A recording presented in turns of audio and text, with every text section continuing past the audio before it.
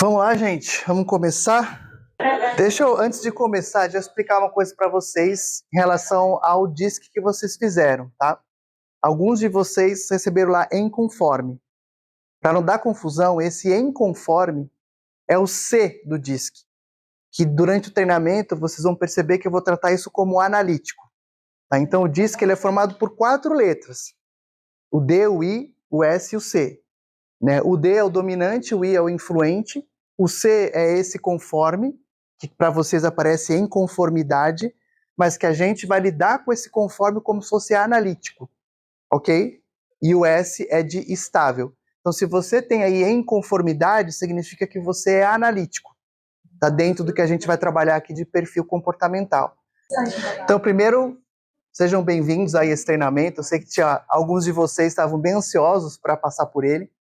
E é um treinamento que muita gente já passou na vida, só que a grande maioria nunca ouviu falar. E ele tem um significado muito importante, muito especial, não só para o nosso ambiente de trabalho, para aquilo que a gente vai tratar aqui, mas ele pode ajudar muito você na sua vida pessoal, em todos os aspectos de relacionamento, de entendimento em relação ao comportamento de outras pessoas. E isso pode melhorar muito seu casamento, sua relação com seus filhos, sua relação com seus pares no trabalho, sua relação com o mundo. Eu, particularmente, quando me aprofundei nisso e eu me tornei um analista comportamental, transformou a minha forma de lidar com meus filhos, com a minha esposa, com a minha equipe, com todas as pessoas. Então, hoje, nada eu faço sem analisar o perfil comportamental de uma pessoa. Perfeito? Não. A gente nunca vai chegar na perfeição. Mas, só do fato da gente compreender um pouco como funcionam esses comportamentos, isso já ajuda em 90% nosso sucesso na relação humana, tá? Então, o que eu vou pedir para vocês? Né? Eu sei que é extenso, não tem como fazer de forma reduzida, porque se eu der só uma pincelada, não vai surtir o efeito que eu quero que surta. Vocês têm que sair daqui, de fato, capacitados para colocar isso em prática. Os outros treinamentos, até de escutativa e outros que a gente faz, a teoria, o pouco que você guarda ali já te ajuda. Mas esse aqui tem muito de decorar mesmo, de ler, reler, de entender, para você conseguir colocar em prática no dia a dia. Então, abre seu entendimento, presta atenção. Eu sei que é extenso, mas isso pode de fato ajudar muito você, tá bom? E aí eu trouxe alguns textos que eu tirei da Bíblia, mas não aqui querendo direcionar nada à questão religiosa, mas é porque ali tem alguns textos que para mim faz muito sentido quando a gente olha questões de time, de corpo, de diferença entre as pessoas e o quanto isso pode ajudar. Tá bom? Então eu vou ler aqui o primeiro, que está em 1 Coríntios 12, que fala assim: o corpo não é feito de um só membro, mas de muitos. Se o pé disser, porque não sou mão, não pertence ao corpo, nem por isso deixa de fazer parte do corpo. E se o ouvido disser, porque não sou olho, não pertence ao corpo, nem por isso ele deixa de fazer parte do corpo. Se todo o corpo fosse olho, onde estaria a audição? Se todo o corpo fosse ouvido, onde estaria o olfato? De fato, Deus dispôs cada um dos membros do corpo segundo a sua vontade. Se todos fossem um só membro, onde estaria o corpo?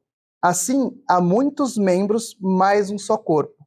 O olho não pode dizer à mão, não preciso de você. Nem a cabeça pode dizer aos pés, não preciso de vocês. Ao contrário, os membros do corpo, que parecem mais fracos, são indispensáveis. E os membros que pensamos seres menos honrosos, tratamos com especial honra. Quando um membro sofre, todos os outros sofrem com ele. Quando um membro é honrado, todos os outros se alegram com ele. Então, eu acho um texto extremamente pertinente quando a gente fala de diferença de talento, de habilidade, de comportamento. E eu acredito, óbvio, que isso tem um propósito. Porque se todos nós fôssemos iguais, todos tivéssemos o mesmo talento, provavelmente nós seríamos indivíduos completamente separados do grupo, de um corpo, de uma humanidade, porque a gente ia ser autossuficiente.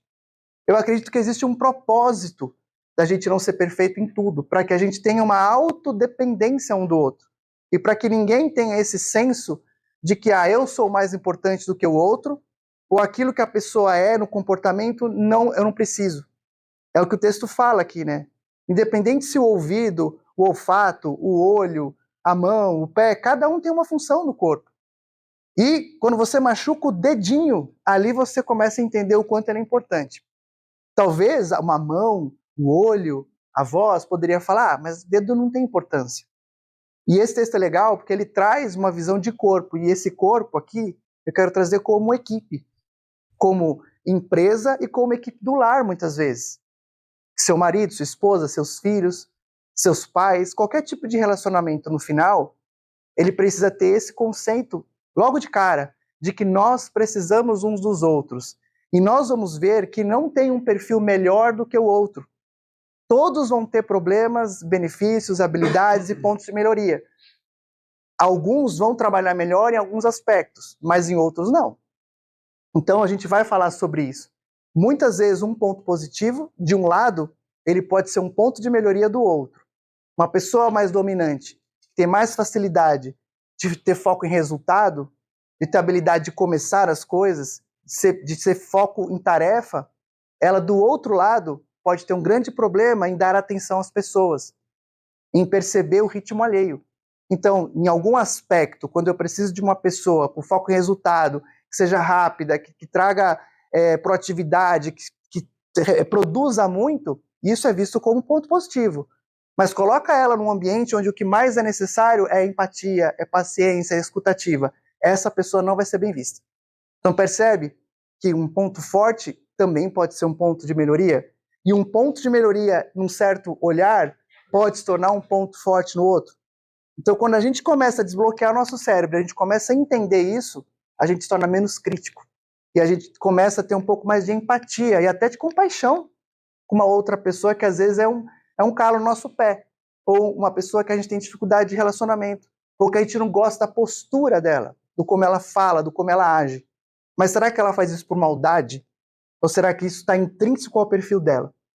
E se está intrínseco ao perfil dela, será que ela age assim só com você ou com todo mundo? E se ela age com todo mundo e é uma deficiência ou um ponto de melhoria dela, e eu tenho consciência disso, concorda que eu sou mais receptivo a perdoá-la? Mais receptivo a entender o porquê ela faz assim? Eu minimizo, inclusive, aquele pensamento, ela só é assim comigo. Ou ela pega no meu pé, ou ela me persegue. Não, ela é assim, é o jeito dela. E aí, o que nós temos que fazer? Eu vou, por causa disso, me justificar e vou continuar sendo do jeito que eu sou, porque eu sou assim, acabou? Não.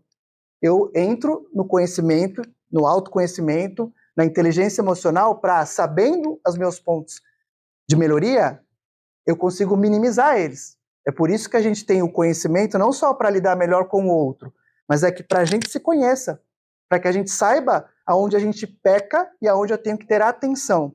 Eu já falei isso em vários treinamentos, mas vou repetir aqui. Eu, por vezes, de manhã, quando eu vou falar com a minha equipe, eu saio falando sobre tarefa. Aí eu lembro, hoje eu faço isso. Caramba, olha o dominante aqui. Aí eu volto e falo, bom dia, como você tá? Depois de 5 frases. Mas antes nem isso eu fazia. Hoje eu faço, porque eu tenho consciência que o meu jeito mais rápido, mais forte, mais agressivo pode ferir um estável. Então eu preciso sempre me lembrar disso e procurar me corrigir. Me corrigir em que sentido? Eu vou o dia inteiro tentar ser um estável? Não, mas quando eu estou lidando com uma pessoa que eu sei que tem essa característica, ou com qualquer outro ser humano, eu vou procurar lembrar dos meus pontos de melhoria, e isso me faz uma pessoa melhor. Então a gente não vai aqui justificar os nossos erros e tá certo. Então beleza, então agora eu vou ser assim e o outro que se vire. Não. É tanto para você melhorar a sua relação com o outro, mas é também para você buscar amadurecer o seu nível de conhecimento comportamental. Olha um outro versículo que eu acho super importante. Cada um exerça o dom que recebeu para servir os outros. Só isso, para mim, já seria muito pertinente ao que a gente está trabalhando aqui. Porque eu tenho dom, eu tenho coisas boas, mas isso é para usufruto meu? Não. A gente precisa sempre pensar em servir os outros. A gente tem habilidades, vocês vão ver, várias, mas se nosso foco for em servir ao próximo, servir a empresa, eu vou servir o meu cônjuge, eu vou servir os meus filhos, eu tenho uma visão de colocar os meus talentos e dons a serviço da humanidade, eu, por consequência, amadureço. Eu, por consequência, vou colher coisas interessantes na minha vida. Então, ainda que, como lá o outro texto fala, é uma função pequena, ou você, às vezes, não está no crescimento que você almeja, ou você sente que talvez, eu não palestro como aquela pessoa, eu não tenho uma comunicação maravilhosa como aquela pessoa, eu sou tímido, eu sou introspectivo. Ainda assim, você é a pessoa que vai fazer com certeza um relatório, uma planilha muito melhor do que aquela outra que você almeja ser. E aí eu preciso, ainda o cara extremamente talentoso ou um vice-presidente, precisa das pessoas introspectivas, tímidas para fazer um financeiro bem feito. Então aqui, se a gente começa a enxergar isso, eu também passo a ter um outro nível de relacionamento. Tudo o que Deus nos deu como habilidade é para a gente servir ao outro. Não é para o nosso próprio usufruto. É tão engraçado que eu lido com pessoas desde pequeno e eu vejo muito isso. Tinham pessoas que fluíam muito em vários aspectos, ou no trabalho, ou no ministério da igreja, ou no coaching mesmo. Quando ela começa a trazer muito assim, eu sou bom, é para mim, ela começa, a performance dela começa a cair. É como se existisse um princípio espiritual, onde o seu talento colocado a favor dos outros, administrando aqui como está, administrando fielmente a graça de Deus em suas múltiplas formas, ela é potencializada. Mas quando eu deixo de pensar dessa forma, parece que até o que eu tinha de bom já não toca as pessoas, não chega e não faz diferença no próximo. Então isso é muito importante. E o último, que é Salmo aqui, é um texto onde Davi, ele tem uma conversa aqui com Deus, ele fala para Deus que ele entende que Deus criou ele lá no ventre materno, que antes mesmo dele nascer, Deus já tinha escrito todos os dias dele. Independente da sua crença ou não, eu acredito que existe um propósito determinado para cada um de nós. E é por isso que a gente nasce com certas habilidades, para que a gente consiga realizar aquele propósito para o qual nós nascemos. Então, por que eu trago esse texto? Porque talvez você, na sua infância, tenha recebido muitas opiniões, até dos seus pais, ou de amigos, ou de ex-maridos, ou de professores, menosprezando o seu perfil comportamental e querendo tornar você uma pessoa que você não é. E se quando você faz isso, você talvez esteja agradando a uma pessoa, mas você vai sair do trilho do seu chamado, do seu propósito. E aí eu conheço milhões de pessoas, eu faço processo de coaching com elas, inclusive, aonde elas não se sentem valorizadas ou elas não encontram um motivo de viver. Com depressão, tá um vazio, eu sou bem-sucedido, mas eu não sou feliz. Vários pensamentos, sentimentos. E às vezes a pessoa está tendo sucesso em tudo, quando você olha de fora. Mas por que ela sente o vazio? Porque ela não está no perfil comportamental dela natural. Vocês vão entender mais para frente. Ela está no seu perfil comportamental modificado. E quando eu estou no perfil comportamental modificado, eu não me conecto com o meu Criador, eu me sinto completamente à margem da onde eu deveria estar. E eu nem sei o porquê. Então veja que perfil comportamental não é só saber característica. Ele fala mais alto, ele é bom comunicador, ele tem paciência. É muito mais profundo do que só a gente se identificar. Mas é a gente entender se nós hoje estamos no nosso perfil natural ou se nós estamos no nosso perfil modificado. E aí eu queria fazer uma dinâmica. Eu preciso de 4 pessoas aqui. Isso aqui é um copo, certo? Ele tem o mesmo fim no final? E para que ele serve? Essencialmente. Mas eles são exatamente iguais? Não. Qual copo você prefere? Você. Você. Mesmo instrumentos criados para o mesmo propósito. Diferentes. E no olhar dela, um é mais bonito que o outro. Quando eu começo a olhar e entender que cada um deles tem um perfil comportamental, eu já começo a trazer para a minha realidade de que não existe um perfil mais bem aceito ou um perfil menos aceito. Cada um vai ter uma preferência. Então, dizer que eu sou dominante, ou estável, influente, ou analítico, não significa que você vai ter mais sucesso ou que você vai ser mais bem aceito. Por quê? Porque as pessoas olham para coisas com o mesmo fim, e todos os seres humanos nascem com o mesmo propósito de ser humano, certo? Cada um tem a sua função, mas nós somos seres humanos. Mas somos diferentes. Melhores ou piores? Não, é uma questão de gosto, de preferência. Então a gente começa a entender um pouco o perfil e a importância de você entender que pessoas são diferentes, ponto final.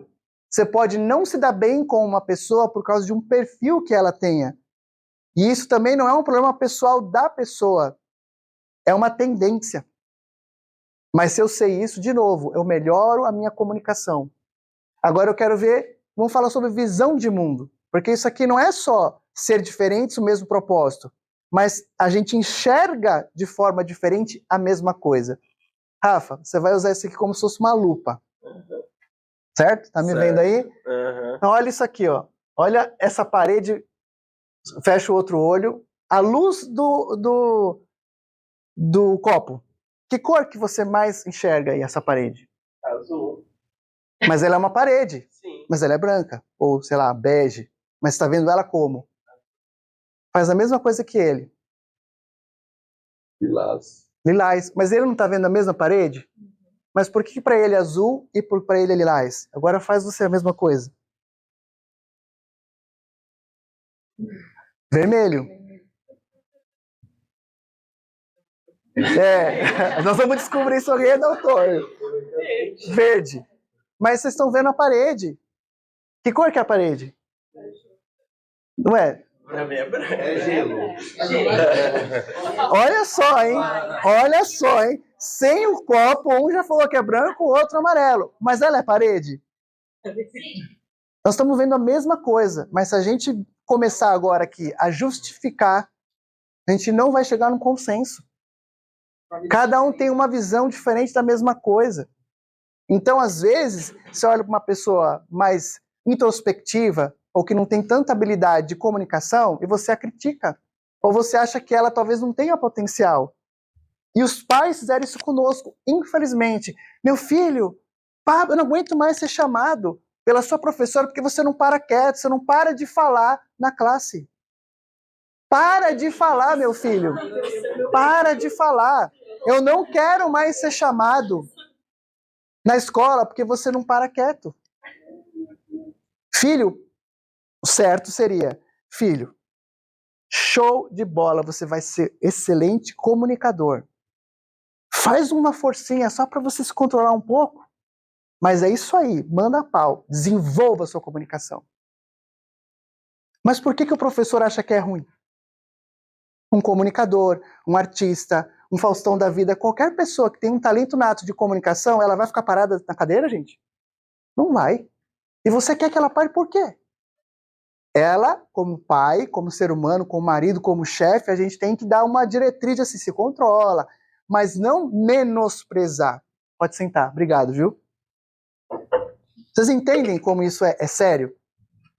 E como a gente aprende desde o momento do nascimento, a gente é doutrinado para não abranger isso. Da mesma forma, quem não precisa... responde aí na sua mente, tá? Não precisa se expor, não. Mas quem de você não ouviu do seu pai falando assim, filho, você precisa fazer amizade. Você fica trancado dentro de casa. Se você não souber falar, não se relacionar, você não vai ter sucesso. Você precisa se vender. Nós estamos falando de uma criança estável. E às vezes analítica. E o pai fala que ela não vai ter sucesso se ela não souber fazer amigo rápido, se ela não brincar, não emprestar as coisas dela. A palavra de um pai, de uma mãe ou de uma autoridade, seja ela qual for, tem muito peso para a nossa criação. Quando você fala não vai ter sucesso, eu como criança acredito nisso. Isso vira uma crença limitante. E eu passo a minha vida querendo ser um dominante influente. E eu não sei por que eu não me dou bem quando concorrendo com outras. E mesmo que eu tenha sucesso, eu me sinto, é pesado, é um fardo para mim. E eu não sinto alegria, porque eu não nasci para fazer isso. Eu nasci para ser um baita médico, terapeuta que sabe escutar, pouco fala, ou eu nasci para ser um analítico, introspectivo, que não tenho muita comunicação com as pessoas, mas sento ali 20 horas tomando café e desenvolvo um baita sistema futurista que vai curar o câncer. Ou eu nasci para ser um biólogo, para ficar trancado num laboratório sozinho, com um monte de matemática e números para descobrir a cura do Covid. Mas a culpa da cura do Covid não existia porque quem deveria ter criado está tentando ser um comunicador e um palestrante. Entende? Você pode não acreditar nisso, você pode inclusive falar assim, ele tá louco. Se você pensa assim, bota ele no seu caderninho, escreve, desenha uma cruz e põe na cruz, não tem problema. Você não precisa acreditar no que eu estou te falando. Mas isso aqui é um estudo científico de milhões de anos e cada vez mais as pessoas que estudam isso e se enquadram a isso descobrem talentos, melhoram sua performance, melhoram o seu relacionamento e se tornam mais felizes. Então, contra fatos, não há argumentos, né? Então, uma coisa importante, para desmistificar isso, não há relação entre perfil comportamental, felicidade ou sucesso. Não é o perfil que determina isso. É o que você está fazendo com o seu perfil. Dando de novo e reforçando. Se eu tenho um perfil que eu deveria ser uma pessoa mais extrovertida, mais comunicativa, e eu estou numa função atual, sendo trucidada para não ser isso, e o que me exige é todo o lado que eu não tenho, eu vou ter menos sucesso e vou ser menos feliz. Mas não é o meu perfil o problema. Eu só estou no lugar errado. E aí muita gente toma uma decisão. Preciso fazer uma transição de carreira. Ou de área. Ou eu vou mudar o meu foco na faculdade. Porque agora eu sei para onde eu devo ir.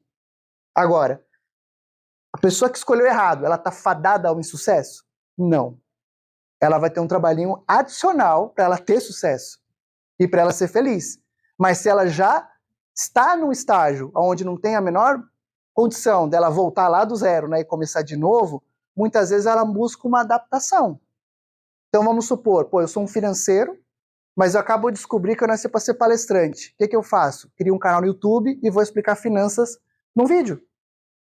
É uma forma de pegar o meu financeiro, que eu não vou abrir mão, porque eu tenho talentos, eu sou um diretor financeiro, eu não vou abandonar isso, mas eu vou suprir a minha essência de falar em público e de dar treinamento. Vou dar treinamento sobre finança. Entende? Então, assim, você tem saída. Fica tranquilo, tá? Eu não quero que ninguém saia aqui desmotivado. Mas eu quero que você saia com esperança, tá? Outra coisa importante. Há pessoas bem-sucedidas em qualquer perfil e frustradas também em qualquer perfil. Até pelo mesmo motivo que eu já falei. Você e eu, nós não somos o DISC. Quer dizer que eu sou o DISC que acabou. Não sou outra pessoa. Não. Existem várias outras coisas que fazem de você e eu uma pessoa única. Você tem perfil comportamental, você tem os seus motivadores de carreira, você tem suas virtudes, você tem os seus valores, você tem as suas crenças, a sua educação, os livros que você leu. Tudo isso te formam uma pessoa específica e única. Mas, quando eu falo de comportamento, existe um padrão que foi criado, estudado durante bilhões de anos e que hoje ainda é comprovado, que é o DISC. Então, todas as pessoas que têm um perfil dominante, elas possuem um comportamento parecido, mas elas vão pensar igualzinho e vão reagir igualzinho a todos os aspectos? Não, porque eu tenho dominantes com certos valores e outros dominantes com certos valores. Né? A gente tem, mundialmente falando, líderes que eles são líderes, comunicadores excelentes, persuasivos, mas um usou isso tudo para o mal e outro usou isso para o bem. Então, todos os aspectos que nos constituem vão criar quem nós somos. Mas quando eu falo de perfil comportamental, existe uma grande tendência de um agrupamento de características, tá? E aí é legal porque existe, Danilo, algum perfil que tem menos pontos de melhoria? Eu queria ser esse. Não, infelizmente não. Todos os perfis têm a mesma quantidade de habilidade e a mesma quantidade de pontos limitantes que precisam ser desenvolvidos.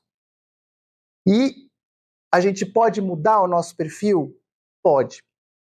É muito difícil mudar um perfil comportamental se ele é o seu natural. Principalmente porque a maioria de nós tem dois.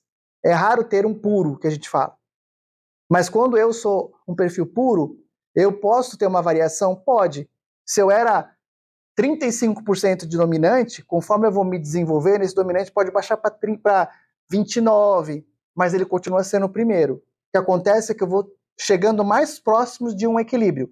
Agora, quando a gente tem dois perfis, que nem hoje eu estou dominante analítico. Mas eu já fui alguns anos atrás, dominante influente, só que meu analítico estava na rabeira. Então sempre quando eu faço semestralmente o DISC. Meu influente fica brigando com o meu analítico. Aí você fala assim, pô, mas por quê? É uma crise de identidade que eu tenho. Percebe por que eu gosto de cuidar de operações do comercial? Porque hora eu estou influente, eu gosto mais do comercial, e hora eu estou analítico, eu gosto mais de processo operacional. Por isso que eu tenho uma característica que é bem vista em um aspecto, mas pode me prejudicar em outros. Como eu falei, tudo tem um lado bom e um lado que pode melhorar. Eu tenho uma visão muito boa gerencial de todas as áreas. Por quê? Porque meu analítico e meu influente me ajudam a ter um equilíbrio entre essa parte mais matemática e uma parte mais lógica e a parte de comunicação. Mas é óbvio, se eu estou ali num período onde a Conecta está numa vertente muito comercial, se eu fizer o DISC, eu vou estar dominante influente. Mas se for um tempo que eu estou me dedicando muito para processo, para operações, configuração do Movidesk, certamente o meu analítico vai estar mais aflorado. Mas uma coisa não muda, meu dominante. Ele não arreda pé de ser o primeiro. Então percebe que pode ter uma variação. Agora, existem pessoas que mudam de influente para estável? Pode. Se essa pessoa, ela realmente foi ferida, ela está num perfil completamente modificado, ela passa por um processo de ressignificação, de transformação, de inteligência emocional, e ela se redescobre. Pode acontecer? Pode. Pode sim, tá? E aí, falando de inteligência emocional, é uma jornada. E a gente só vai melhorar e atingir todos os benefícios que a gente tem em relação a isso quando eu entender que inteligência emocional, ela não é uma coisa. Eu não tenho como desenvolver inteligência emocional. Qualquer livro que você compra de inteligência emocional, no final, ele te dá vários passos de desenvolvimento para você ter uma inteligência emocional. Então, um deles é o comportamento. Você concorda que inteligência emocional é você, no momento que você se depara com uma emoção sua ou com de uma outra pessoa, de forma inteligente, você age de uma forma controlada. Isso é inteligência emocional na teoria. Para isso, se eu sei, vamos supor, que a Charlene é dominante, e ela às vezes vem, faz isso, Danilo, eu tô mandando não sei o que, não sei o que. Olha o dominante aí aflorando, né? Provavelmente eu não vou me doer, eu não vou ficar chateado com ela. Então, e faz parte da inteligência emocional, o perfil comportamental. Só aí eu já posso não ter uma explosão emocional por conta da reação dela, por saber que ela é assim. E da mesma forma, se eu for um estável, vamos supor, e a Charlene ali tá querendo que eu faça, tenha resultado, e eu tô lá meio com aquela cara de pânico, falo, calma, Charlene, vou fazer, vou entregar, eu tô validando. Eu também não vou me sentir preocupado de ser demitido por eu ser assim, porque eu sei que eu sou estável, e eu tenho uma habilidade natural de fazer as coisas de uma forma mais perfeita do que um influente, um dominante, porque eu sou mais cauteloso. Então o comportamento me ajuda a ter inteligência emocional. E aí eu tenho a visão de mundo, cada um tem a sua, as competências que eu desenvolvo, técnicas, né? Amadeus, Excel, isso vai potencializar ou não também a minha inteligência emocional, as experiências de vida, a missão. Quando eu entendo minha missão, eu tenho num quadro escrito a minha missão de vida. Eu fiz isso, minha esposa tem isso, todo mundo que faz coach comigo tem isso também. Por quê? Todas as minhas decisões, sejam pessoais ou profissionais, estão fundamentadas na minha missão. Isso me faz também a saber dizer não me assustar e nem me desvirtuar do meu caminho. Isso me traz paz e me ajuda na inteligência emocional. Valores, porque eu preciso entender que valor é valor. É muito distinto. Então, quando eu conheço os valores, eu desenvolvo, sei quais são os meus, e sei que pessoas diferem deles, eu respeito os valores da outra pessoa, mas também, se é o meu valor, acabou, eu não mudo, eu não vou me vender, entre aspas. Isso tem a ver com inteligência emocional. E a própria inteligência cognitiva, que aí é o nosso QI, que tem a ver com habilidades aprendidas, desenvolvidas, a parte da escola, matemática, né? O estudo real. Hoje a gente só está falando de comportamento. Olha quanta coisa tem de jornada para a gente ter a tão esperada inteligência emocional. E aí, aqui a gente vai entender que cada ponto forte ele sempre vai esconder um ponto de melhoria. Sempre. A gente vai conseguir analisar o quanto cada um de nós estamos utilizando a minha força para os meus objetivos. Aqui da Conecta, óbvio, mas também no meu objetivo de vida. Às vezes eu tenho uma baita força que eu não uso. E eu deveria usar para eu conquistar meus objetivos, seja financeiros, emocionais, matrimoniais, como pai, como mãe. A gente tem, infelizmente, uma doutrina de que a gente deve investir no desenvolvimento daquilo que a gente tem de pontos de melhoria, não é? Quem já ouviu isso? Eu já. Mas a verdade é que cada vez mais estudiosos estão indo numa outra vertente. É muito mais produtivo, mais barato e rápido você investir naquilo que você já tem de bom. Porque é natural seu. Se você investe naquilo, você potencializa aquilo. E isso te faz ter uma performance absurda. Ao ponto de que seu ponto de melhoria passa desapercebido. E às vezes a gente gasta dinheiro e fica preocupado com aquilo que eu não tenho. Quando eu deveria explorar aquilo que eu tenho. É muito mais fácil, menos doloroso e vai demandar muito menos energia. E o nosso cérebro ele foi criado com o objetivo de consumir menos energia. E ele te ajuda quando ele entende isso. Quando ele percebe que você vai gastar muita energia, ele se torna o seu inimigo. Quando o seu cérebro percebe que você está investindo em algo que consome pouca energia, que traz recompensa rápida, ele te ajuda naquela motivação. E aí a gente tenta explicar o que é motivação. Motivação, ela não é um espírito, não, é científico. Motivação tem a ver com hormônios que o corpo joga dentro de você, que te dão sensação de alegria. E isso quem faz e controla é o cérebro.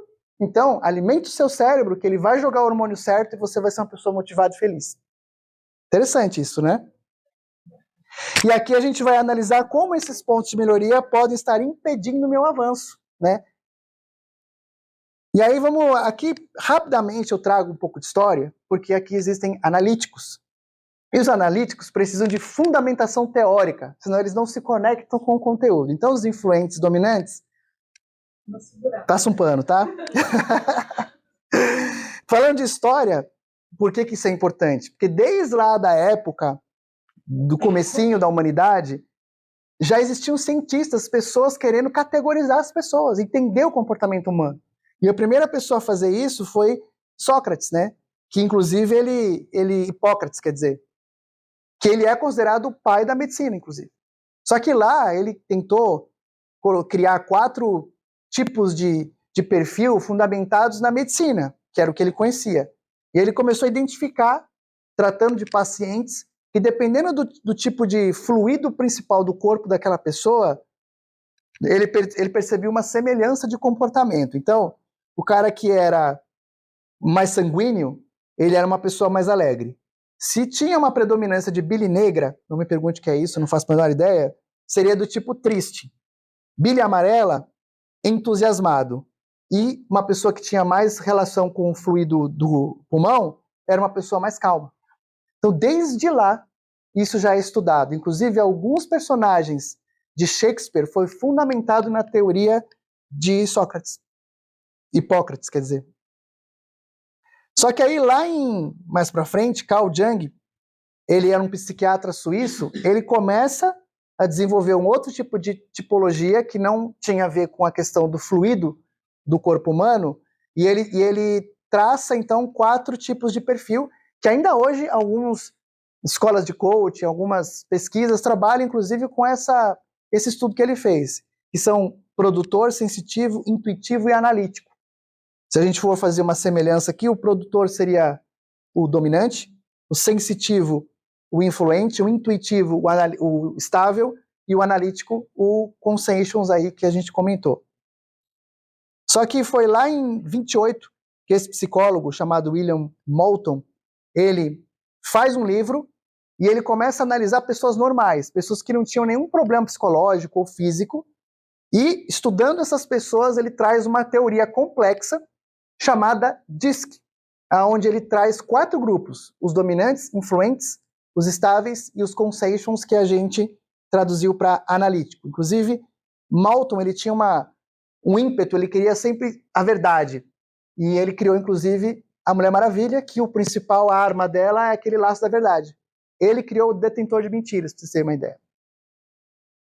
Só que aí, foi em 48 que o Walter Vernon Clark, com a missão de contratar pessoas para uma empresa nas áreas certas, pega o livro do outro cientista lá e transforma isso numa pesquisa chamada de assessment, para tentar descobrir qual era o perfil daquela pessoa e aí colocar a pessoa no lugar certo no ambiente corporativo.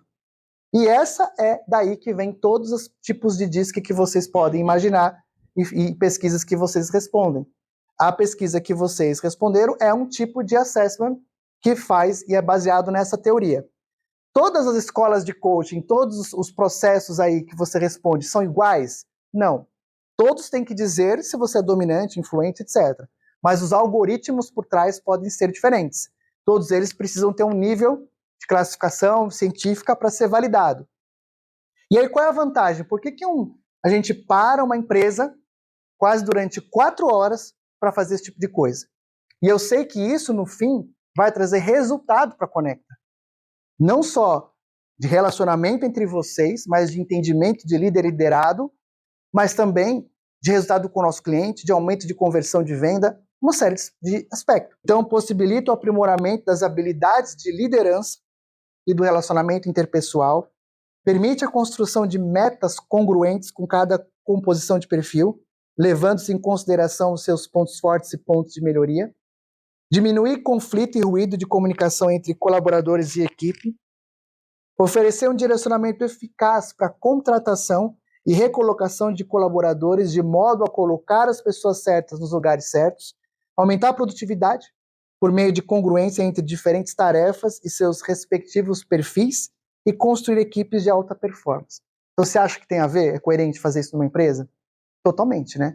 E empresas renomadas hoje gastam milhões de dinheiro com isso, contratando coaches corporativos, os executivos fazem coaching, faz reestruturação em engenharia de equipe, onde cada equipe é estudada, aí quando tem dança das cadeiras, é feito baseado no perfil da pessoa, e essas empresas hoje são, de fato,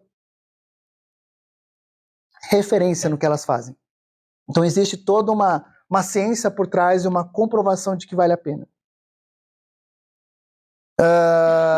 Agora o que eu vou fazer? Eu vou mostrar um gráfico para tentar ajudar vocês a começar a desenvolver uma habilidade de perceber qual é o perfil de uma pessoa sem ser um analista comportamental. Que esse é o objetivo, que vocês tenham essa habilidade de mapear um cliente, seu companheiro, seu líder. Então aqui a gente vai começar a entender um pouquinho como funciona. E aí eu vou apresentar depois cada perfil, pontos fortes, fracos, né?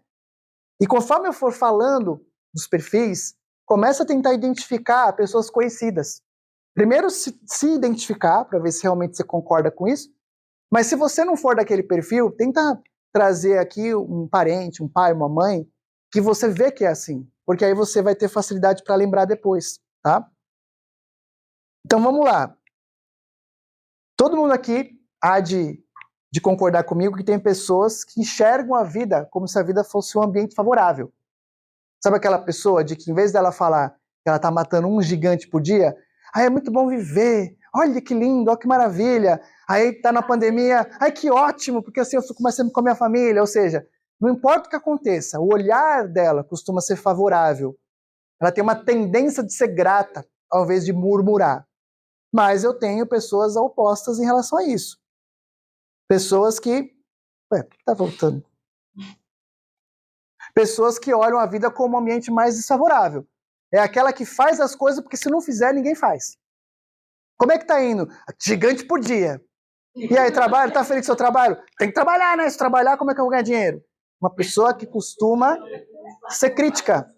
Sabe aquela pessoa que você vai almoçar e ela reclama que o bife tá duro, que demorou muito para receber o prato, né?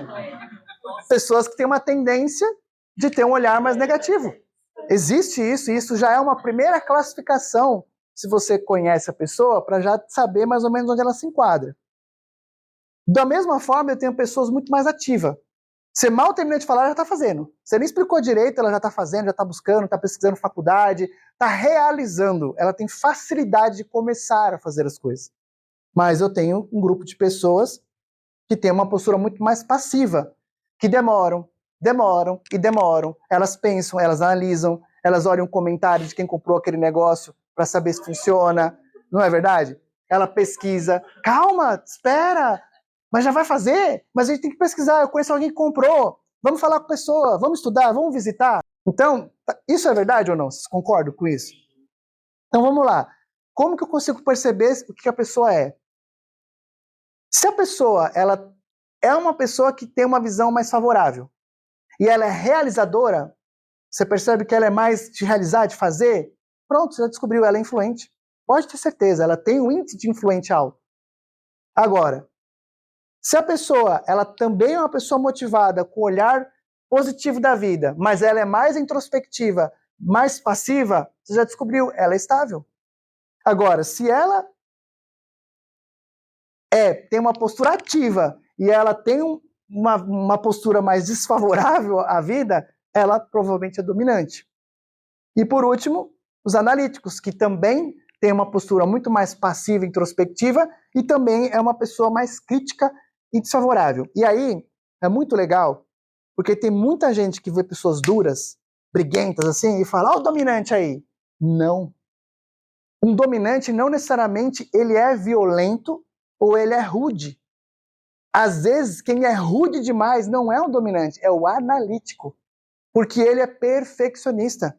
Ele tem uma autocrítica muito elevada dele mesmo e das pessoas. Então, se a coisa foge do prumo, ele fica crítico, ele fica nervoso, ele fica briguento. Porque existem vários dominantes que são bem-humorados, apesar de ter uma tendência de olhar a vida de uma forma mais desfavorável. Mas o analítico, ele costuma ter essa questão de ser mais turrão, de ser mais bruto, assim, nesse sentido, tá? Não desfavorável. Eu sou analítico, então eu posso falar, gente. Mas não é por maldade, não porque ele quer mandar. Porque quando o analítico está fugindo daquilo que ele quer que ele faça, ele começa a mandar. Não por uma essência de querer ser líder, mas para que as coisas aconteçam do jeito que ele quer. Entendem? Então, às vezes, você às vezes tem uma dificuldade de interpretar, né? Será que ele é estável ou analítico? Às vezes confunde, porque tem coisas parecidas. Do dominante e do analítico, a mesma coisa. Tem algumas coisas parecidas. Então, você precisa olhar com mais atenção e observando melhor as coisas para você conseguir chegar, de fato, numa conclusão. Então, vamos falar dos dominantes? Eu vou colocar um vídeo aqui, só para clarificar um pouco personalidades e como são alguns comportamentos, tá? Já assistiram esse filme? Muito legal. Se não assistiram, assiste. Reparem na chefe, tá? Na Sandra Bullock. É um dia daqueles, mas valeu a informação. Como é que você faz isso? Começou meio-dia, hein? Frank, a verdade é que todos os romancistas de classe A se promovem. Roth, McCord, Russo e... Frank, sabe o que mais eles têm em comum? Um político. Preciso da sua camisa agora. É brincadeira, né? Yankees contra Boston, nessa terça. 2 entradas pela sua camisa. Tem 5 segundos para decidir. 5, 4, 3, 2, 1. Muito obrigada, Marcos.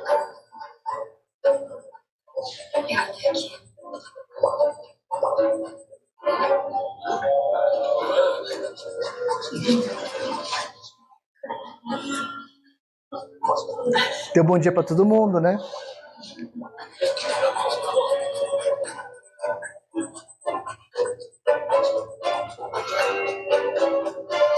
Bom dia, chefe. Conferência telefônica em 30 minutos. Sobre a publicidade dos livros da primavera. Reunião com a equipe nova. Você ligou pra aquela... Como é o nome dela? Ai, aquela com as lentes feias.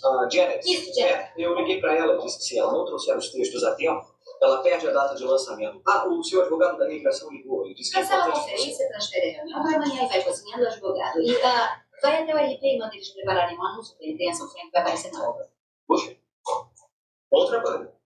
Quando eu quiser o seu elogio, eu peço. Bom dia, escritório da senhorita Tate. Oi, Bob. Na verdade, estamos indo para sua sala agora mesmo. Tchau. Você está indo para a sala do Bob?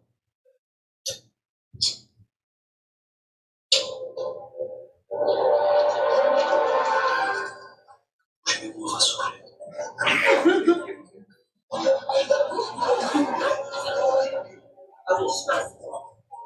Já leu o texto que eu dei para você? Eu li algumas páginas, não me impressionou muito.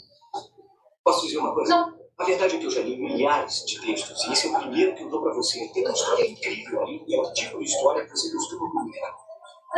Errado. E eu acho que você bebe o mesmo café que eu sobre o caso do meu entornado, que é realmente patético. Ou impressionante. Impressionante seria você não entornar. Agora lembre-se, está aqui só para assistir. Vou abrir a boca. Nossa despedida líder em seu vassalo. Por favor, fiquem à vontade. Que estante linda. É nova? É uma restauração inglesa da Renascença egípcia construída no século XVIII, mas sim, é nova na minha sala. Genial. Bom, eu estou te mandando embora. Perdão? Eu pedi 1000 vezes para você levar o Frank na Oprah e você não levou. Tá demitido. Eu já te disse que era impossível. Frank não dá entrevista há 20 anos. Isso é muito interessante, porque eu acabei de falar com ele e ele aceitou. Como é que é? Você nem ligou para ele, ligou? Mas Eu sei. O Frank é um pouco difícil de se lidar, principalmente para você. Eu vou te dar 2 meses para achar um outro emprego e depois você pode dizer para todo mundo que se demitiu, tá bom? Percebem como é que é a história? O que vocês reparam? Primeiro que ela não deu bom dia para ninguém, não deu bom dia pro assistente dela, já mudou tudo, foi direto ao ponto, todo mundo tem medo dela, porque provavelmente ela tem uma visão de uma pessoa dura, né? A bruxa pegou a sua vassoura. O que é uma característica legal que eu gosto de passar esse trecho? Um dominante, ele faz. Se ele delega e as pessoas não realizam, ele vai lá e faz. E aí o que acontece? O que ele fez ali? O cara ficou enrolando. Não, mas ele não vai. O dominante não gosta de desculpa. Então assim, não vai fazer? Ele vai lá e faz. E aí ela falou assim, engraçado porque eu liguei para ele, ele foi. Você nem ligou para ele, né? Tá demitido. Então, o dominante é bem essa característica de resultado, de foco, de tarefa. Não fica enrolando, não gosta muito de passividade, não é emocional, não tem tatos na língua, é direto ao ponto. Então isso já ajuda a gente a entender um pouco alguns comportamentos e pessoas, né? Então, vamos falar um pouquinho das características do dominante. Que tipo de comportamentos eles mais compreendem? Autoconfiança, rapidez, dinamismo e foco nos objetivos e resultados. O comportamento deles é muito mais o quê? Dominante, rápido, ousado, competitivo, orientado para a ação e para os prazos envolvidos. Se eu tenho uma vaga, se eu tenho uma cadeira onde ela é dinâmica, onde eu preciso de gente com muito foco de resultado, preciso de pessoas que focam na tarefa total, eu vou contratar quem? Um dominante. Entende? Mas por causa das características atreladas à necessidade daquela função. O que incomoda um dominante? Falta de foco, lentidão, excesso de descontração ou sentimentalismo. Eles não enxergam muito bem isso. Quais são as suas necessidades? Estar no comando, vislumbrar oportunidades de crescimento. Então, às vezes, tem pessoas que querem crescer, mas são vistas como pessoas arrogantes, que querem ser chefe de todo mundo, como se fosse por uma questão de soberba. Mas não é. É uma necessidade que faz bem para aquela pessoa. Ela gosta de estar no comando de fato. E ela gosta de ter crescimento. E não é crescimento por causa do dinheiro ou status, também. Mas é pelo fato de crescer, de desafio, sabe? Eu consegui mais uma etapa. O dominante sempre está concorrendo com ele mesmo. Está sempre subindo ele precisa subir um degrau para tudo que ele faz na vida. Quais são os medos? Perder o comando e perder a autonomia. Tira o dominante do comando e autonomia, lascou. E aí, uma dica para quem é mãe e pai, ou marido e mulher, ou, sei lá, chefe, liderado. Se você sabe disso, e o seu marido ou esposa, ou filho, ou liderado, ele é dominante, você não pode deixar ele interpretar que o que você está fazendo está tirando a autonomia dele e o comando que ele pode ter. Senão ele vai te confrontar e vai te enfrentar. Então, muitas vezes, quando a gente está lidando com criança, Eu tenho que dar autonomia e comando de forma controlada. Como que eu faço isso? A criança quer, se você escolher a roupa para ela, ela vai falar não. Não quero, não vou por essa. Então o que você faz? Tem essas três, qual você quer? Você está transferindo para ela a autonomia e comando. E aí ela escolhe. Você já blindou, você deu 3, você está no controle, mas você está dando o senso de autonomia e comando pro seu filho. Então, assim, você tem que escovar o dente, você tem que dormir 10h30. Em vez de você impor isso de uma forma ditatorial, que ela não vai obedecer e ela vai te desafiar, você fala, você tem que escovar o dente, pôr o pijama e dormir. No final, 10h30 isso tem que acontecer. A ordem você escolhe. É claro que dormir vai ser o último, né? Mas, pôr o pijama ou escovar o dente, deixa ela determinar a ordem. São técnicas que você, conhecendo o perfil comportamental, você usa para tirar das pessoas o que elas querem. Um exemplo, qualquer semelhança é mera coincidência, marido e mulher. O marido é estável, a mulher é dominante e ela quer que o marido faça as coisas da casa e está lá para trocar uma luz e não troca. Vai trocar, você não faz as coisas. Ele não vai fazer, entendeu? Mas quando você traz para o estável uma motivação e um sentido, ele vai e faz. Ai, eu vou ficar tão feliz, vou me sentir tão amada se você fizer, sabe? Porque isso para mim é extremamente importante. Você tem que usar uma linguagem que não fira o perfil comportamental daquela pessoa. Da mesma forma, um dominante. Você quer que ele faça alguma coisa para você? Elogia, exalta ele. Se você fizer, você é o cara. Minha esposa, ela me fez fazer várias coisas em casa assim. Em que ambiente um dominante performa melhor? Dinâmico, funcional, com pessoas competentes e atentas aos prazos. Isso significa que um ambiente onde o sistema não funciona, as pessoas não trabalham, ninguém resolve, você vai ver um dominante extremamente bravo. Quais são as dificuldades? Agir com mais calma e compreender os ritmos alheios. A mulher, ela sai falando, ela nem falou bom dia e não quero, se eu quiser a sua opinião, eu peço. Ela não está nem preocupada, o texto é do cara, né? Ele está ali querendo, é o assistente dela, ele quer um elogio, quer que ela dê a opinião dela, ela é uma diretora lá de publicidade, sei lá, renomada, ela não está nem aí. É difícil perceber o ritmo alheio. Então, quando a gente fala dominante, quais são algumas habilidades natas? Competitivo.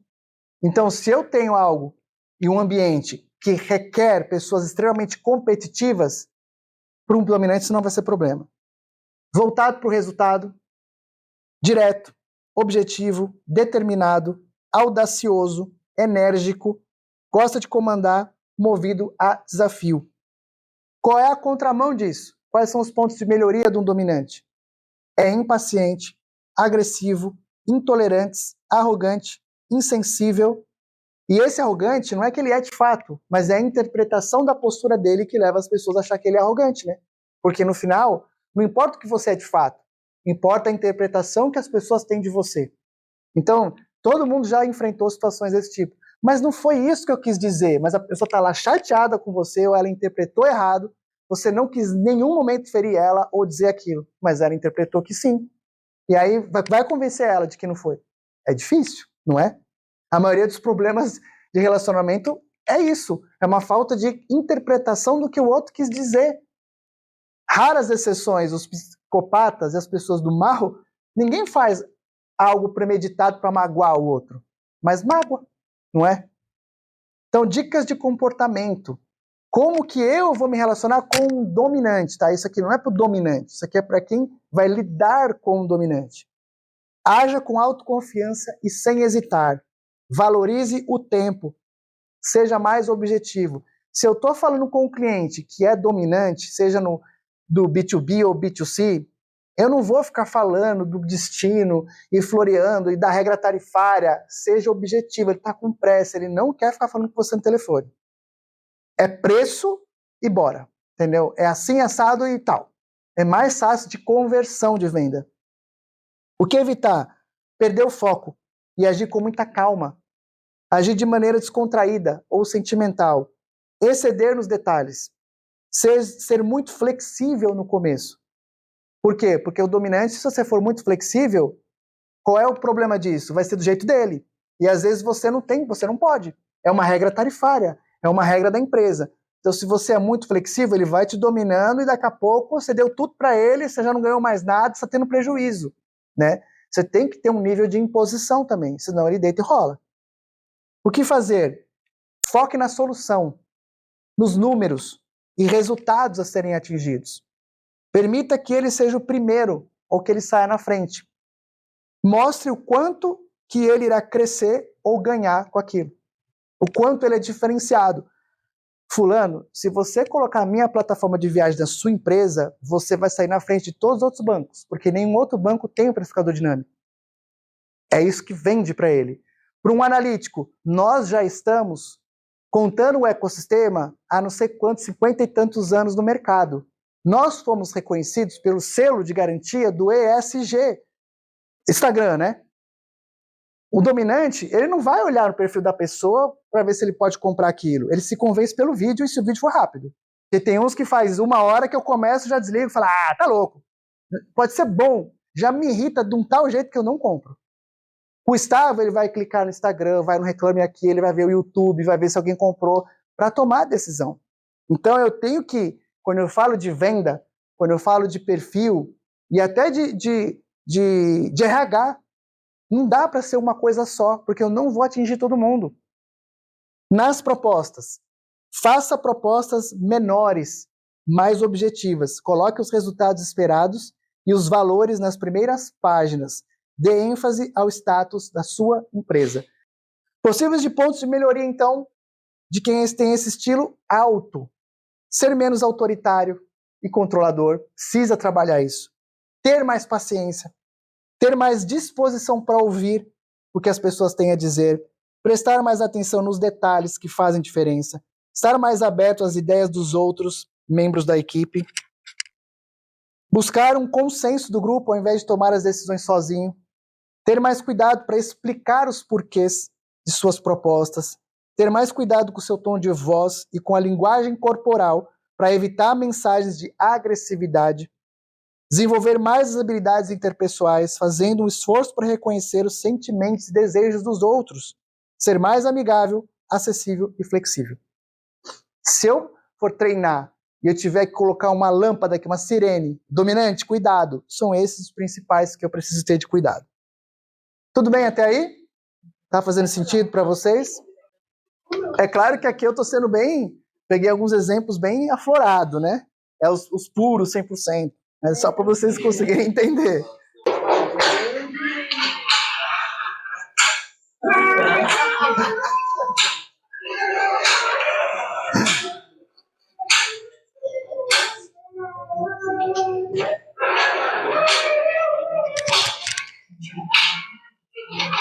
Versão brasileira, Herbert Richards.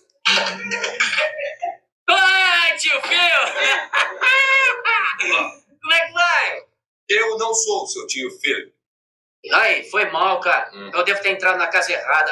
Aí, ó. Eu não sabia que tinha tantos irmãos morando por aqui. Subiu na veia, né? O senhor entrou na casa certa. Eu sou Geoffrey, mordomo do seu tio. Ah, já saquei. Aqui rola aquela frescuragem toda e aquela paparicagem de rico. Aí, traz os cavalos, mané! Se puder me acompanhar, eu lhe mostrarei o seu quarto, Sr. William. Aí, meu irmão, você pode me chamar só de Will. Sr. William, a tradição determina um limite claro e intransponível entre uma família e o seu mordomo. Consequentemente, é necessário para a boa gestão da casa que o senhor me chame de Geoffrey e que eu, por minha vez, o chame pelo título adequado, Sr. William. Você é um robô, meu irmão? Poderia me acompanhar, Sr. William? Aí, ô, Geoffrey, deixa eu te falar um negócio. Esse lance de ficar me chamando de Sr. William, eu não gosto desse papo. Parece até minha professora quando eu faço uma coisa errada. Sr. William! Sr. William! Vamos bolar um jeito melhor de você me chamar. Como o senhor prefere? Que tal? O rei do pedaço. Meu Deus! Sr. William, siga meus passos. Eu não! Willy! Oi, tia Vivian! Oi! Como vai? Viu só? Deixa eu dar um pause aqui. Vocês repararam na roupa? Ele já ficou mexendo no vaso. A informalidade, já brincalhão. Aqui daria até pra gente olhar o outro, né? O mordomo, ele deve ser o quê? Um analítico, né? Estável. Né? Estressado com influente. Então, aqui é óbvio, de uma forma mais agressiva, mas é a tendência do influente ser assim, uma pessoa mais animada, gostar de colocar roupas mais extravagantes. Às vezes, vocês vão ver no ponto de melhoria, faz comentários fora de hora, às vezes tem dificuldade nessa questão de formalização, ser formal. Então, tudo isso, como o dominante, ele tem os seus desafios. Então, o influente, ele tem um comportamento mais comunicativo, amigável, descontraído, orientado para as pessoas e com tendência a influenciá-las. Então, ele tem um poder de persuasão alto. Que tipos de comportamento eles mais compreendem? Extroversão, descontração, bom humor e construção de relacionamentos. Aquela pessoa, numa empresa, que fala... Não tem mais, a gente não faz happy hour, vamos fazer o bolo do final do mês, nossa, a gente precisa estar mais junto. É uma necessidade, ela enxerga isso de fato, isso faz diferença para o influente. O que incomoda? Ao contrário do dominante, excesso de regra e de detalhe. Né? Rotina, o influente não gosta de rotina. Quais as suas necessidades? Viver coisas novas, poder se expressar e sentir-se prestigiado. O que ele falou assim? Como é que você quer ser chamado? O rei do pedaço, né? Quais são os medos? Rejeição e isolamento. São pessoas que sofreram muito na pandemia. Em que ambiente? Interativo, dinâmico e que valorizam as atividades sociais, porque ela gosta de se comunicar, de se relacionar. Quais são as dificuldades? Controle e organização, atividades que exigem concentração e detalhismo. Vamos lá. Então, pontos aí, habilidades do influente. Emotivo, persuasivo, descontraído, extrovertido, motivado, espontâneo, simpático, bem relacionado. Aí vamos supor que eu estou numa empresa, ou eu sou um marido e mulher, né, eu sou casado, que seja o que for, e eu tenho um problema com algum filho meu. E eu sou influente, e o marido ou a esposa é analítico puro. E meu filho está precisando, está meio triste, foi criticado na escola, está com alguma situação que exige uma pessoa mais emotiva para chorar junto, que tem um poder de convencimento, que vai gerar uma motivação. Eu vou pôr o pai para conversar com a criança ou a mãe? A mãe, quem tem as habilidades para isso. Então esse negócio de falar assim, falar com os filhos é sua função. Não existe isso. Você tem que estabelecer como casal, como pai, como líder, em todos os aspectos de relacionamento, colocar a pessoa que está melhor preparada para aquela tarefa. Por isso que não tem muito isso hoje. Função do homem e função da mulher. Esse papo de que mulher fala pelos cotovelos. Não. Se o homem for influente, ele vai falar mais do que a mulher, se ela for estável e analítica. Então isso não tem a ver com sexo, entende? Com alguma coisa nesse sentido. Tem a ver com o tipo de perfil e habilidades que você tem. Então se você sabe disso, você acaba... Agora, é um filho que às vezes está com uma situação de medo. Eu não quero fazer o trabalho, ou eu não quero ir no zoológico porque eu vou passar vergonha, os coleguinhas ficam me brincando porque eu tenho medo de ir no brinquedo, e aí eu tenho um pai ou uma mãe, uma cuidadora ou cuidadora estável. Se essa pessoa for bater um papo com o filho, é capaz de falar assim, filho, vamos aproveitar e sair só a gente. O pai ou a mãe vai incentivar o filho a não ir. Mas eu tenho um pai dominante, põe ele para falar com o filho. Não, filho, vai dar tudo certo, você é corajoso, vai sim, briga por esse medo, vai dar resultado. Por quê? Você tem que saber qual é a melhor pessoa para lidar com aquela situação. Se eu tenho 2 líderes, vamos numa empresa, e um mais enérgico, mais bruto, mas aí tá todo mundo ferido, no momento que tá todo mundo precisando ali de um colo de um pai, eu tenho que tomar cuidado se eu vou pôr para discursar ali o líder dominante. Eu vou atrás de um líder mais influente para me ajudar, entende? Ou um instável, para vir com a estabilidade que o momento precisa. Então isso é muito glorioso, gente, porque tem espaço para todo mundo. E a gente tem que ter essa habilidade, dar espaço para todo mundo. Pontos de melhoria. Desorganizado, desatento, inconveniente. Em que sentido? Às vezes não pondera limites, como aquele rapaz lá. Folgado, muitas vezes. Indisciplinado. Dicas de comportamento para lidar com o influente. Haja de forma mais descontraída e bem-humorada. Procure construir um relacionamento. O que você tem que evitar? Dar motivos para novos assuntos e desviar o foco do objetivo da conversa. Agir de maneira muito formal ou distante, tem que evitar. Exceder nos detalhes e ser muito específico, senão ele não compreende. O que fazer? Foque no prestígio, no reconhecimento que ele terá. Ofereça o novo, faça diferente, deixe que ele fale e valorize o seu tempo de fala. Valorize os aspectos sociais e ambientes interativos. Nas propostas, evite proposta complexa e com muitos detalhes. Prefira a comunicação presencial e evite o uso de e-mails somente. Coloque as pessoas e clientes em evidência. Proponha vivências em grupo e ganhos interpessoais. Possíveis pontos de melhoria para quem tem um estilo influente alto ou muito alto. Prestar mais atenção nos detalhes. Se concentrar mais nos resultados e nos processos do que nos relacionamentos em sua popularidade. Falar menos e ouvir mais. Concentrar-se mais no que os outros estão dizendo, em vez de ficar preocupado no que irá dizer. Ser menos impulsivo na tomada de decisões. Pesquisar e raciocinar na tomada de decisão. Pesquisar e raciocinar um pouco antes de agir. Evitar reações e comportamentos que denotem infantilidade e ingenuidade. Desmembrar metas grandes em menores para torná-las mais tangíveis. Fazer planos e talvez listas para ter mais controle de suas ações. Ter mais controle emocional e pensar um pouco mais antes de falar. Pensar com mais cautela e acompanhar o ritmo do pensamento dos outros. Saber dizer não. Buscar assumir somente o que será possível cumprir. Ser mais disciplinário e organizado. Buscar mais exatidão e finalizar aquilo que você se propõe a fazer. Perder menos tempo conversando e focar mais nas ações e nos objetivos. Dar mais atenção aos prazos e horários. Agora, eu preciso mudar tudo isso na minha vida? Não.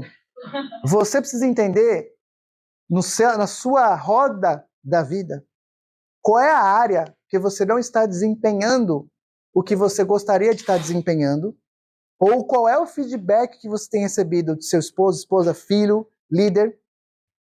Baseado nesse conteúdo que você tem, você vai identificar entre todos aquele que está sendo o vilão. E aí eu vou trabalhar só naquele que está vindo. Por quê? Se nesse momento, prestar mais atenção nos detalhes. Se eu sou um palestrante, eu tenho uma equipe que faz tudo para mim, meu papel é entrar aqui, dar show e ir embora, por que raios eu tenho que pensar nos detalhes? Eu tenho gente pensando nos detalhes para mim. Então eu não preciso me preocupar com isso. Agora, eu estou começando uma empresa onde eu tenho que fazer tudo. Sozinho, tenho que fazer o lado financeiro, comercial, eu tenho que me preparar, prestar atenção nos detalhes, que senão eu vou vender, mas na hora de entregar não tem o produto pronto. Então isso aqui também não é fixo. Ele é sazonal, ele é de acordo com a necessidade. Talvez você não precise prestar atenção em nada disso. Mas se você não está atingindo seus objetivos, está recebendo feedbacks e desenvolvimento, você vai se atentar àquilo. Por isso que a gente está na onda de fazer o PDI. Eu vou pôr tudo isso aqui no PDI? Não, tem que fazer sentido para você e tem que estar conectado com o que você quer chegar. Então vamos supor, eu sou uma pessoa que larguei tudo porque eu quero ser um empreendedor, mas eu sou um influente. Eu preciso fazer curso, me atentar nesse momento a vários desses aspectos? Eu preciso. Até que momento? Até o momento que eu tenha condições de trabalhar uma pessoa que vai assumir o lado que eu não gosto. Vou atrás de um sócio, vou contratar. Contratei isso, eu volto a ser quem eu nasci para ser. E aí é o que a gente chama de maturidade comportamental e estilo, elasticidade comportamental. Eu saio do meu ambiente favorável, me coloco no papel, nesse caso aqui, de um analítico, mas eu sei conscientemente, eu falo isso pro meu cérebro, que é só durante um tempo. Sabe aquela coisa assim? É só esse período? Só. Então tá bom. Se você faz isso, seu cérebro fala, é só um período. Agora, quando eu me coloco assim, eu preciso me tornar uma pessoa detalhista. Concorda que isso é pesado? Vamos ver o estável.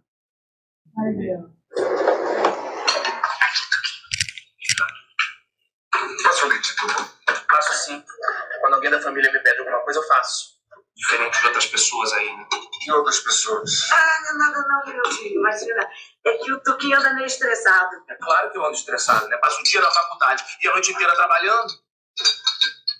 Quem dera pudesse passar a noite numa festa, trabalhando de DJ. Aqui, popozão, meu trabalho é sério, tá? Ô, Tuquinho, pelo amor de Deus, meu filho, o teu pai sabe que é sério, foi só assim uma piadinha. Ele faz piadinha porque não é ele que perde um tempão na condução, indo da faculdade pra boate, da boate pra faculdade, pra depois chegar em casa e ainda ouvir reclamação da namorada de que não tô dando atenção, Pedro. Então você fala como se os problemas da sua vida fossem minha culpa. Não, eles não são sua culpa não, popozão. Mas você também não ajuda, né? Não ajuda em quê? Ai, gente, pelo amor de Deus, vamos assim começar o dia com uma energia positiva? Tá vendo, Estável? O que vocês reparam dela? Ela tentou fazer o que ali na contenda? Evitar o conflito, apaziguadora. Ai, gente, vamos lá, aquele visão positiva da vida, né? Então, o Estável, ele tem isso por natureza. Ele é uma boa pessoa para trabalhar em áreas, por exemplo, de conciliação. Advogados de conciliação ou ambientes onde você precisa duas pessoas se perdoar ou elas precisam chegar num consenso. Apesar dele não lidar bem com pessoas, quando ele lida com pessoas de forma mais reclusada, ele se dá muito bem. E aí entra psicólogos, pastores ou pessoas que têm essa habilidade escutativa, de sentar e ouvir horas e horas a pessoa, aconselhar, ter paciência, chamar o outro, vamos perdoar, vamos lá, gente. Essas pessoas têm esse dom. Então ela tem um comportamento mais estável, paciente, conciliador, orientado para buscar o equilíbrio e a harmonia nos relacionamentos e ambientes. Que tipo de comportamento os estáveis mais compreendem? Calma, paciência, gentileza, conciliação e atenção às necessidades alheias. Bem conectado com o dominante, né? Imagina o dominante e o estável trocando ideia. Marido e mulher, né? Ou então pai e filho, ou líder e liderado. Independente se o líder é dominante e o liderado estável, ou se o líder é estável e o liderado dominante, enquanto o liderado dominante quer que o líder faça alguma coisa, corre atrás, faz, o líder tá lá, calma, vai dar tudo certo, vamos. Ou o inverso, né? O líder é dominante e o colaborador é estável. Imagina um one-on-one nessa situação se eu não conheço e não reconheço isso. Gente, dá conflito de comunicação, sem motivo. E as pessoas, às vezes, abandonam os seus sonhos, a sua empresa, a sua área, por conta disso. Só por não conseguir chegar numa relação saudável em perfis diferentes. O que os incomoda? Mudança brusca, agressividade, individualismo. Quais são as necessidades? Conviver em harmonia, sentir-se seguro, ter estabilidade. A palavra do estável é segurança. Quais são os medos? Enfrentar situações de conflito, perder o equilíbrio. Enquanto o estável tem dificuldade de falar não, porque ele sabe que talvez o não dele vai gerar um conflito, o analítico tem também dificuldade de dizer não, mas porque ele tem medo de sofrer uma crítica. O dominante tem medo de falar não, quando ele acha que isso vai tirar o comando e dominância dele. E o influente, quando ele não vai conseguir fazer do jeito dele. Então, todo mundo tem medo? Tem. Todo mundo não sabe dizer não? Todos. Mas os motivos e motivações são diferentes. Em que ambiente eles trabalham melhor? Tranquilo, harmônico, que permitam a reflexão e o planejamento. O estável normalmente chega numa loja, num ambiente que às vezes é som alto, meio desorganizado, ele fala, ai, tá estranho aqui, vamos sair daqui, não estou me sentindo bem. E aí você acha que o ambiente não tem nada a ver com o perfil. Tem. Eu tenho que arrumar minha casa de acordo com o meu perfil? Tem. Se eu faço uma casa, por exemplo, uma pessoa influente que gosta de novidade, que gosta de mudança, que gosta de cor, eu tenho que fazer uma decoração que me possibilite mudar mais vezes. Senão eu vou querer mudar de casa, vou gastar dinheiro, porque eu não sei o que acontece, mas eu já não me sinto em casa. Quando você deveria fazer móveis, não sob medida, mas móveis que você possa mudar mais vezes. Entende como é loucura? Já o analítico, ele tem que fazer um móvel sob medida. Porque senão, aquele 1 centímetro que não deu para chegar até o teto vai incomodar ele até as horas. Então, investe, faz um móvel sob medida. O dominante é entrega rápido. Quando que vai chegar o armário? E o influente, né, a gente já falou. Então, cada um, até na compra de imóvel, o como vai fazer sua decoração, tem que pensar nisso. Ah, mas aí eu tenho uma família onde 4 pessoas. Um é dominante, o outro estável, cada um mexe no seu próprio quarto. Na sala vai ter que ser um misto, num consenso. Mas deixa a pessoa no seu quarto ser o que ela é. Né? Você tem um filho, ela quer pintar de rosa, quer fazer aqui nuvem no céu. Se ela for influente, deixa. Ah, mas ela quer botar uma meia verde, a outra azul. Uma criança vai passar vergonha. Deixa. Você vai passar vergonha. Você, não ela. Isso é importante para ela. Ela está sendo quem ela nasceu para ser. A gente não pode deixar a criança lá na essência já ser manipulada para não ser e não desenvolver o talento que ela tem. Às vezes, por conta disso, ela vai revolucionar a moda. Mas ela vai perder esse dom, porque você não deixava ela fazer as loucuras dela. Quais são as suas dificuldades? Agir com rapidez e ter independência. O estável precisa daquela palavra amiga, do tipo, vai, é isso mesmo, vai dar certo.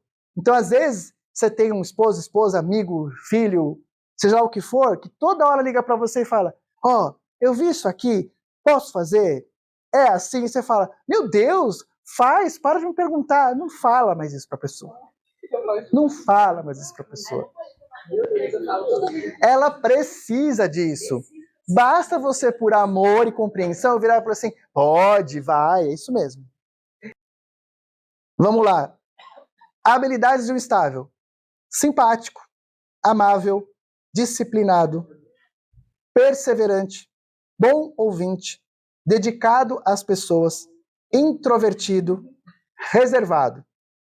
Pontos de melhoria: passividade, vagarosidade, indecisão, insegurança, medo de ousar.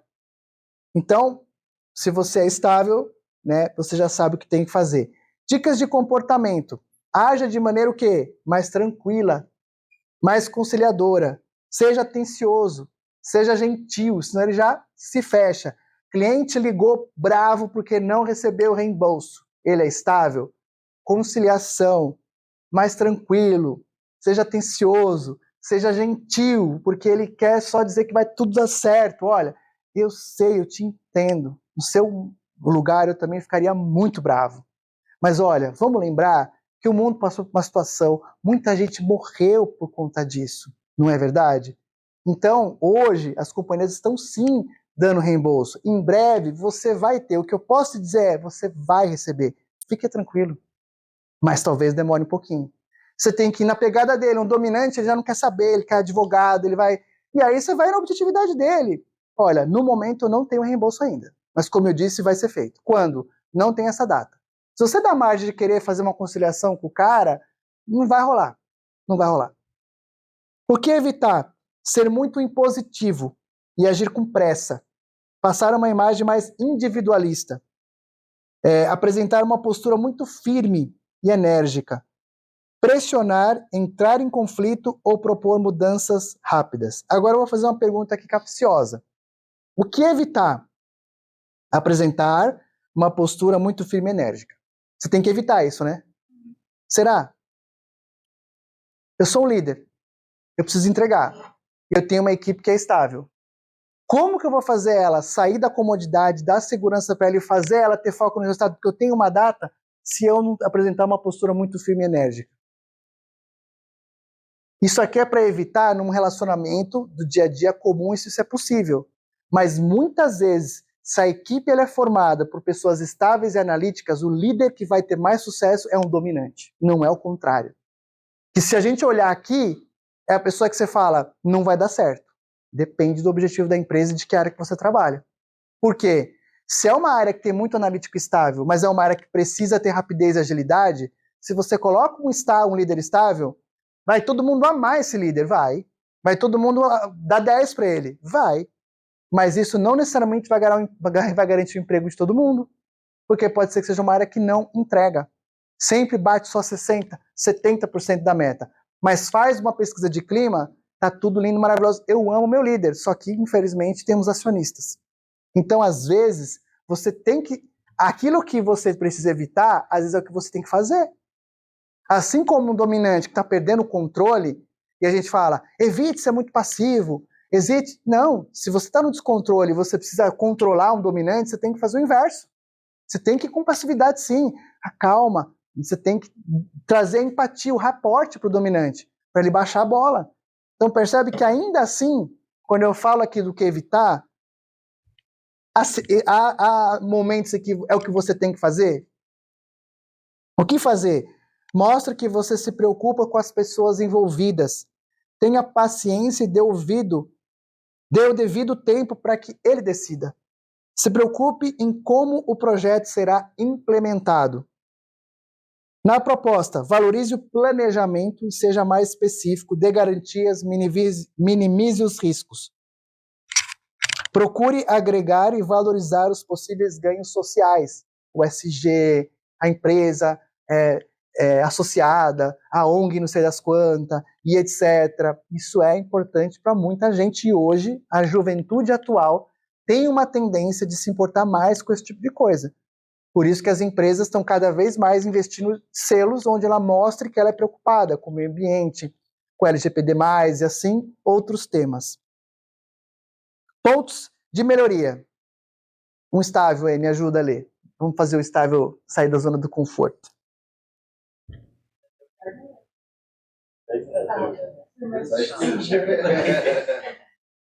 Ser mais flexível às mudanças e aberto às atentar mais aos prazos e ser mais rápido, ter mais coragem para enfrentar problemas diferentes, ter menos sensível às críticas, saber dizer não, estabelecer prioridades, estar mais aberto à inovação, pensar um pouco mais nas suas próprias necessidades e desejos, ser mais direto e assertivo, expressar mais seus sentimentos, pensamentos e opiniões, ser menos rancoroso, ser mais decidido, não se desgastar tanto com os problemas alheios.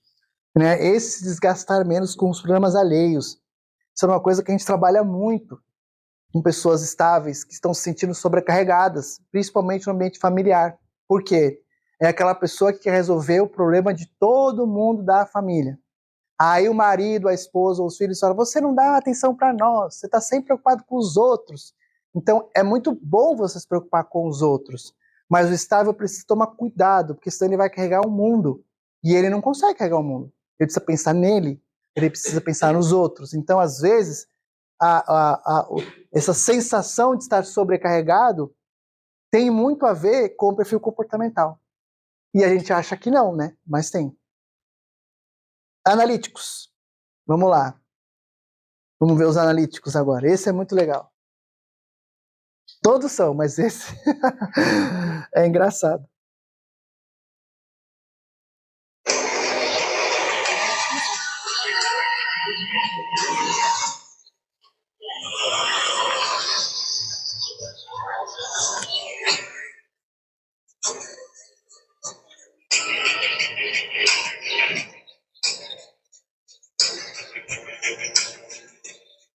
Versão brasileira Master Sound. Vai, depressa, rápido, vamos! Vamos lá! Rapidinho, isso! Entra no carro, vamos lá! Entre! Vamos! Vai! Estão em 4. Sabe contar? Impressionante. Agora dirija. Regra 1, nunca mude o acordo. O acordo era transportar 3 homens com um peso combinado de 254 quilos. Ah, é? Então, é um novo acordo. 80 quilos extra significa que não vamos chegar ao nosso destino com essa gasolina. Então paramos e enchemos o tanque. Cada parada feita nos expõe. Cada exposição aumenta o risco de sermos presos. 80 quilos extra significa que a suspensão cone que instalei para esse trabalho não vai nos dar habilidade para superar a polícia atrás de nós. Significa que, numa perseguição, perdemos a vantagem, o que aumenta a possibilidade de sermos presos. Eu não quero ser preso. Você não quer ser preso? Dirige esse carro, cara, ou vai levar uma bala no cérebro. E quem vai dirigir? Manda esse babaca, eu dirijo. Não vai conseguir sem o código de ignição.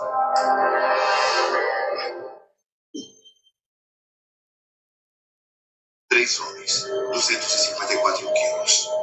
Esse era o acordo.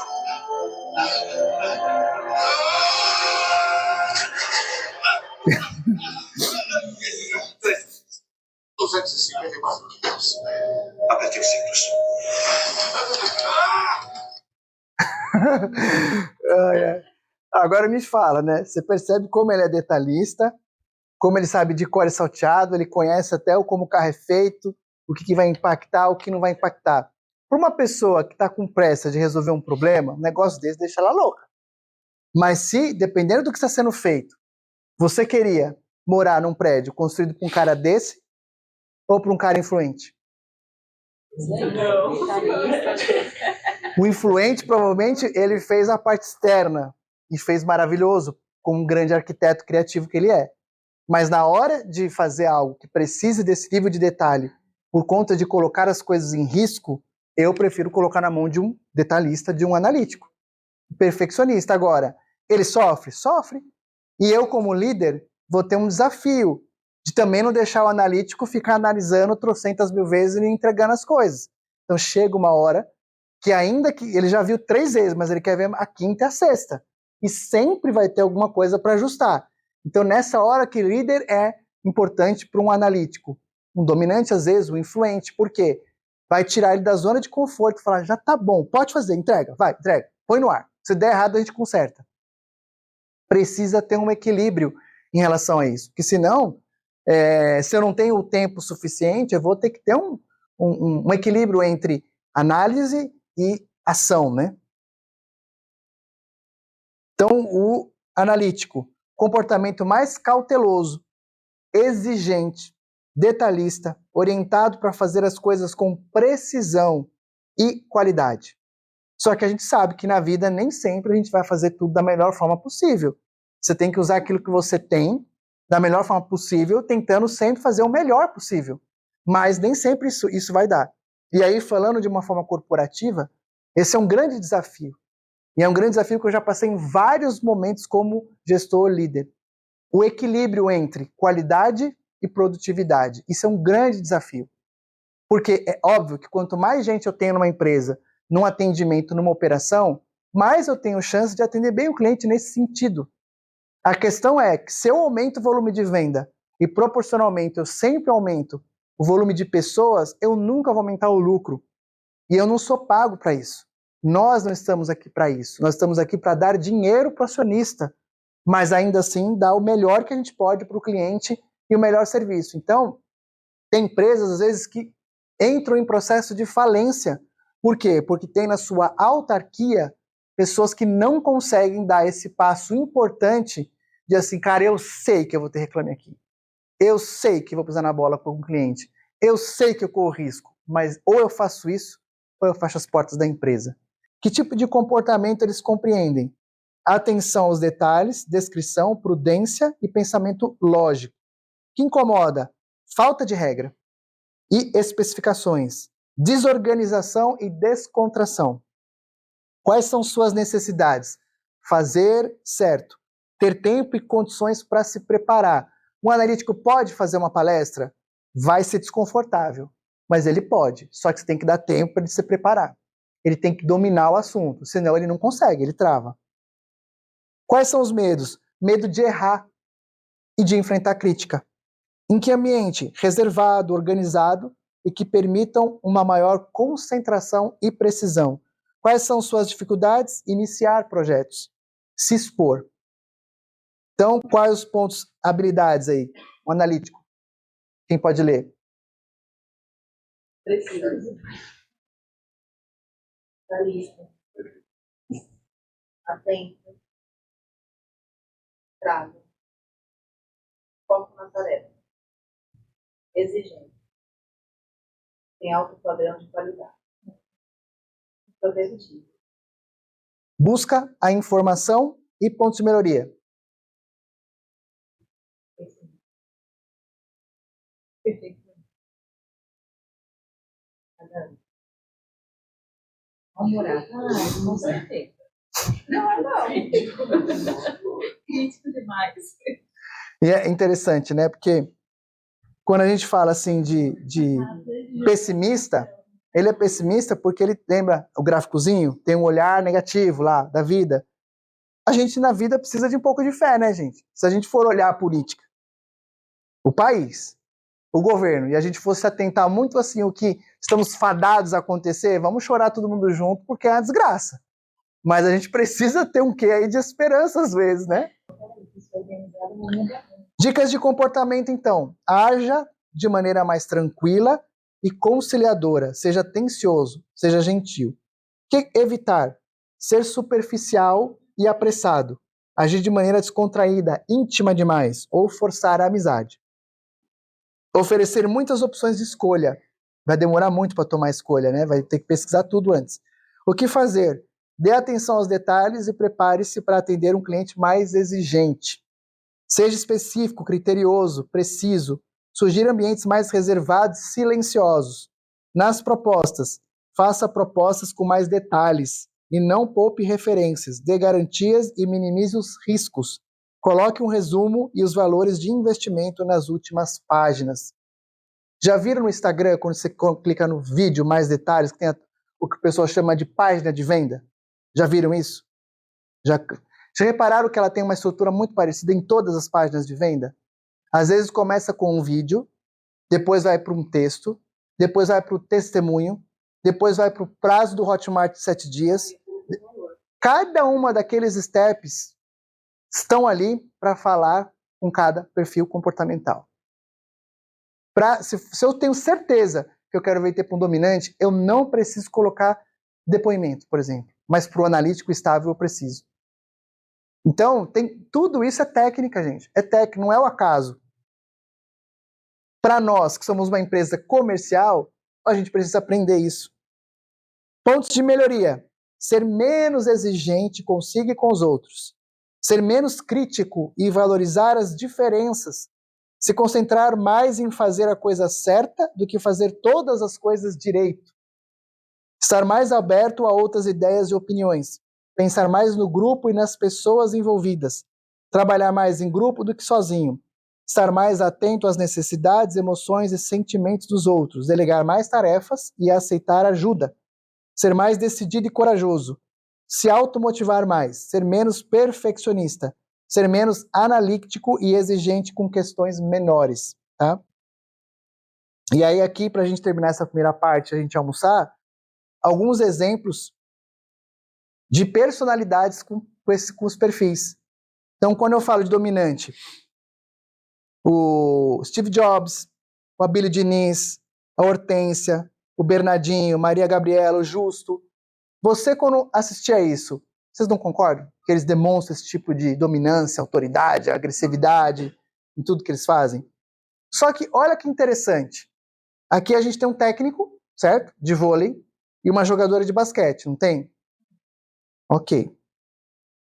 Vamos ver aqui os influentes. Galvão Bueno, Hebe, Ivete Sangalo, Jô Soares, né, Oprah, são extremos comunicadores, mega famosos, extremamente influentes. Agora, quando a gente olha aqui no estável, olha que bacana. Falamos de um técnico de voleibol e uma jogadora de basquete dominante. Eu vou lá para o estável, eu tenho o quê? Uma jogadora de basquete e um técnico de voleibol. Totalmente diferentes no trato com as pessoas, mas todos muito competentes e foram referências no esporte. Isso é a prova de que eu posso ser o que eu quiser e eu não preciso me manipular e ser o que o outro é. Eu posso ter o mesmo tipo de sucesso, mantendo a minha personalidade. E eu gosto de colocar o Anderson Silva porque ele é um cara que luta, bate nos outros, campeão do MMA, mas ele é um cara estável. Por que o Nelson Mandela não foi? Por conta da postura dele. Ele pegou a estabilidade, a preocupação, a motivação que levou ele a fazer o que ele fez. Mas ele não é um cara extrovertido, comunicador. Ele fez sentido para ele se expor e fazer o que ele fez com um olhar do próximo, dessa questão que o estável tem, de se preocupar com o meio ambiente, de se envolver com o próximo e etc. Que passou por cima, às vezes, de coisas que não eram confortáveis para ele, provavelmente, né? Eu não conheço ele ao ponto de dizer isso, mas porque fazia sentido. Então é legal porque a gente fala, né? O influente, às vezes, não gosta de ter planilha financeira. Tem dificuldade de ter controle. Como que a gente faz um influente se exercitar e ter esse cuidado e começar a fazer uma planilha financeira?